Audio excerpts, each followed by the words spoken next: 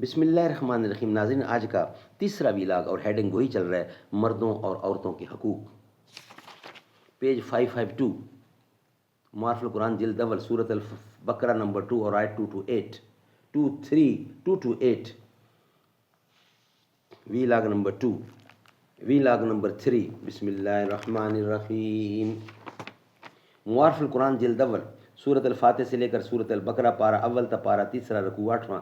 Writer ہیں اس کتاب کے مفتی اعظم پاکستان حضرت مولانا مفتی محمد شفیع صاحب رحمۃ اللہ علیہ.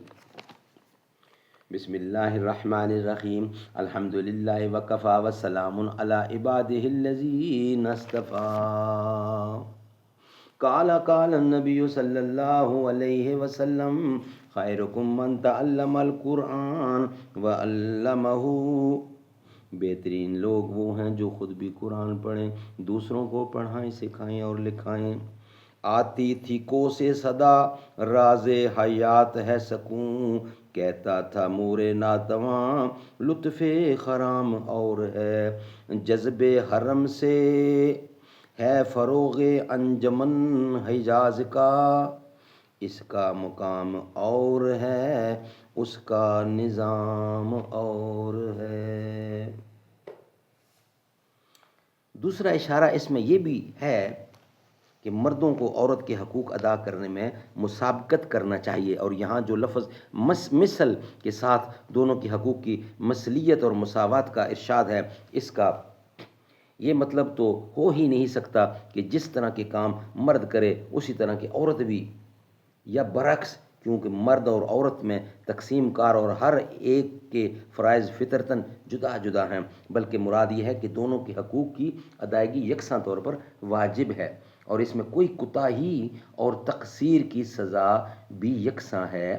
یہاں یہ بات بھی قابل نظر ہے کہ قرآن کریم نے ایک مختصر سے جملے میں ایک عظیم الشان دفتر حقوق و فرائض کو کیسا سمویا ہے، کیونکہ مفہوم آیت میں عورتوں کے تمام حقوق مردوں اور مردوں کے تمام حقوق عورتوں پر داخل اور شامل ہیں. بحر محیط. اس جملے کے آخر میں ایک لفظ بالمعروف اور بڑھا کر آپس میں پیش آنے والے جھگڑوں کا خاتمہ فرما دیا کہ حقوق کی ادائیگی معروف طریقے پر کی جائے، کیونکہ معروف کے معنی یہ ہیں کہ جو شرعاً بھی منکر و ناجائز نہ ہو اور عام عادات اور عرف کے لحاظ سے بھی اس میں کوئی تشدد اور زیادتی نہ ہو. اس کا حاصل یہ ہوا کہ زوجین کے حقوق اور ان کے اذیت سے بچانے اور ان کو اذیت سے بچانے کے معاملے میں خالص ضابطہ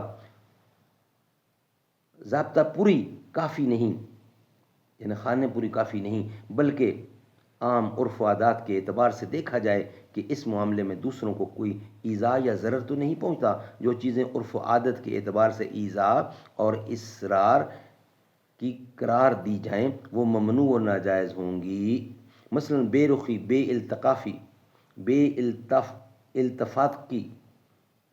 بے اتفاقی یا ایسے افعال و حرکات جن سے دوسروں کو ایذا پہنچے، یہ چیزیں قانون دفعات میں تو نہیں آ سکتی، قانونی دفعات میں تو نہیں آ سکتی، مگر بالمعروف کے لفظ نے ان کا احاطہ کر لیا.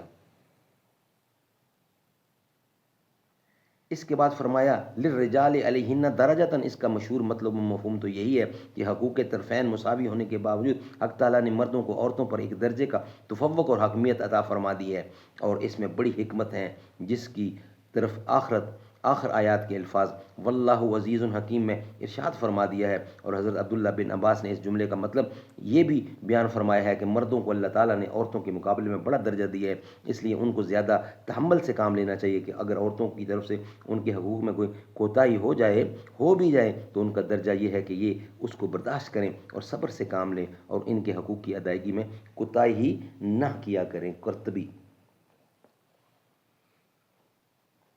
ناظرین، یہ تھا ویلاگ نمبر 3. ویلاگ نمبر 4 میں انشاءاللہ اس کا قرآن کریم کا حکم آپ کے سامنے رکھیں گے.